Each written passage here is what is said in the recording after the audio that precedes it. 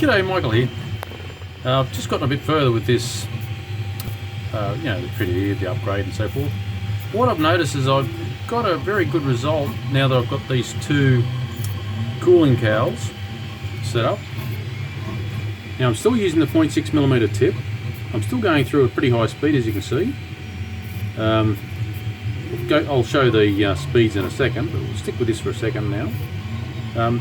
But what I've been noticing and playing with is it's really good at bridging, thanks to the cooling. But even more impressive is the overhang. Now I'm doing a 0.2mm high, like layer height. And you can see I'm paying no particular attention to, how can I say, doing things carefully and slowly. I'm using a 0.6mm tip. I'm using the Volcano extruder. The setup that I've done with the bowden tube going all the way through to the copper, I think is giving me a much smoother delivery of the filament. There seems to be no sort of odd friction creating any little vibration in the feed, or certainly a lot less. So I'm getting a very, see if I can hold this close enough without getting belted. You can see how the layers are actually quite smoothly printed, and I'm going fairly, well, I'm going fast, as well as it's a 0.6mm tip.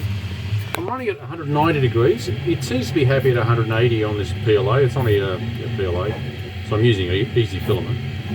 But I'm only just mucking around getting parts made. But this is actually a replacement for the cowl that's on that actual printhead on the right hand side. I didn't have the design quite right. Okay, so let's have a look at the speeds. Okay, so you can see the speeds I've got here. I'm going to call it a nominal 80mm a second, and you might notice there's a volumetric speed limit of 10 cubic millimeters a second. That's kind of a ceiling on this hot end. I can't go faster than that, so this will retard the speed if I ask for something ridiculous. You can see the perimeters at 80mm a second, small perimeters, yada yada. So I'm calling it nominal 80mm a second, but it doesn't actually work out like that. Okay, let's have another look at the design. Okay, so I'll go down through the layers. Focus.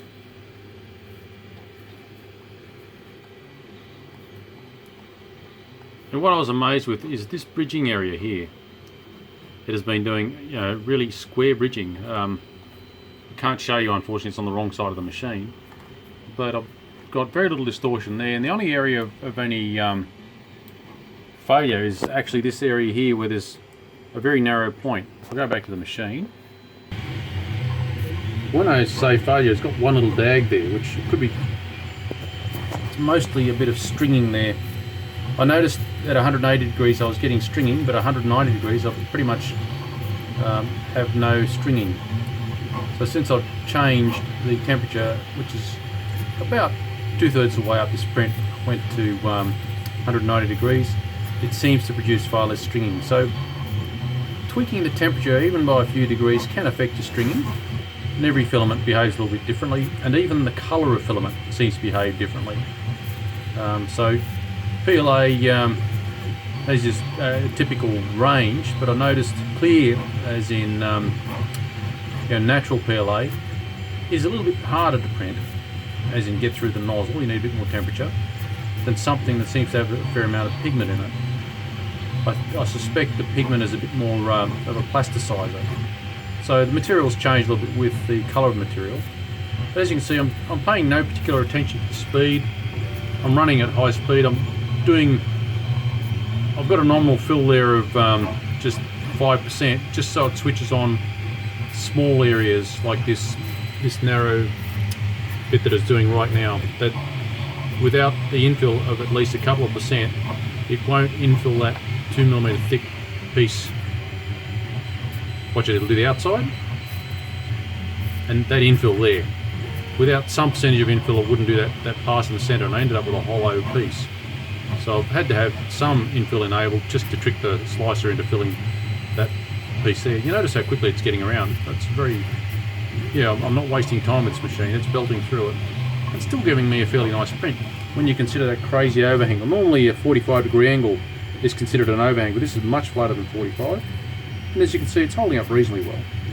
Far from perfect, but yeah, it's acceptable for this particular job. Well, I guess that's it from me. Feel free to like, share, subscribe, ask a question, leave a comment. Bye for now.